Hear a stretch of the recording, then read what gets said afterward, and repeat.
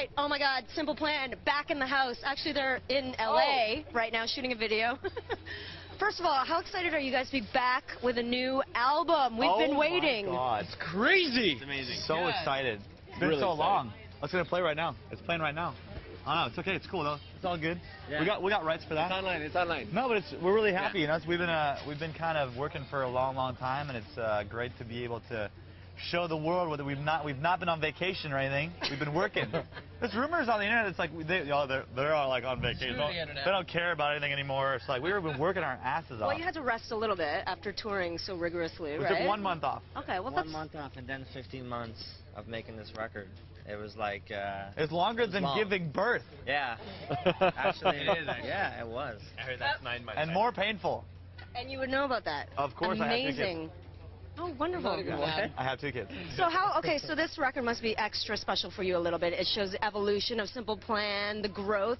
I've read also that this is more sonically different than anything that you guys have put out. And how so is that?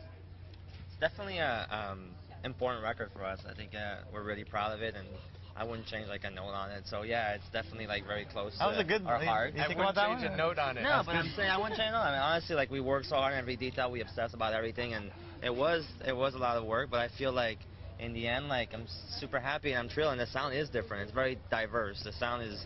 We definitely took some chances. I think it was like we could have made the same record over and over again, but we wanted to sort of just take chances and not, I don't know, just kind of go for something, take a chance, and if we fall on our face, then fine. And if we don't, Hopefully then we don't. hopefully it'll be Taking bigger. chances, Celine said it.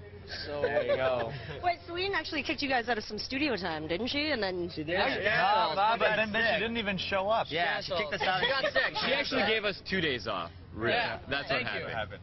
Yeah. She got sick. all right. Well, Aw. so let's talk about the sound and how different it is, and your triple threat of a production team, right? Max Martin, David Fortman, and Nate Hills. Yeah. Well, the whole record was produced by David Fortman, and we did some co-productions with other people. But yeah, we actually found him in the streets. He was broke. And He was broke? He used to play in a band called Ugly Kid Joe, and then he lost all his money. And then he did Evanescence, and now he's loaded. And now he's loaded. We found him on Sunset, wasted. No, but actually, yeah, we got a lot of good producers. The whole, what does he call himself? Nate Hills, Danger Hands. Danger Hands. Okay. Danger Hands. I call him Nate because you know we're friends now. But like that. but I That's how you roll. Yeah, Maybe down. we got like Maybe 4 down. songs that are done with him and co-produced with Dave Fortman, and 1 song that was actually, I think, the most ambitious song on the record, which is called Generation, is the one that's produced by all 3. It's part Danger, part Dave Fortman, part Max Martin, Wow, that's and mixed by ridiculous. Crystal Ordelgi, and mastered by Jensen. Ted Jensen. So it's like we got a whole, it's a pretty big crew that we have there. We So just figured at this point we might as well just now go that we for can it. afford it, you know. Yeah, that's Now right. that the label's paying for it, let's do it. So tell us about your decision to work with someone Nate, who's so responsible for some of the biggest. Oh, Is that on the album? That was a good question. that is. Some of the biggest pop, hip-hop hits out there, like Promiscuous, Man-Eater, JT's What Goes Around, right? So tell us about your decision to work with him.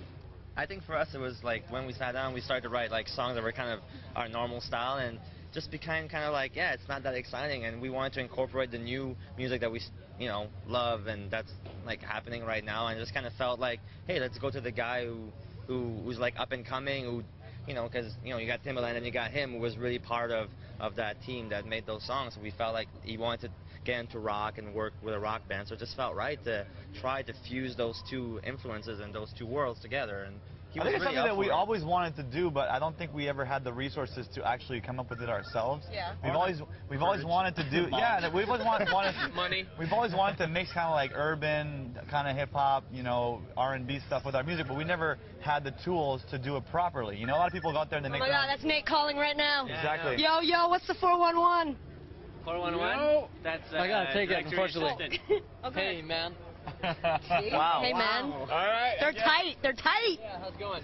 It's Nate calling. He's like, Hey, he dude, can move out of the interview. It's don't okay, be I'll let talking him about talk. me like Push that him on out of it. TV. You don't. Yeah. That's what it's going. So what about people who maybe are skeptics and they say, oh, Simple Plan, selling out, hooking up with Nate Hills, and how did you think Simple Plan's sound would mesh creatively with with a different vibe like that? I believe this guy. I think I know it's funny.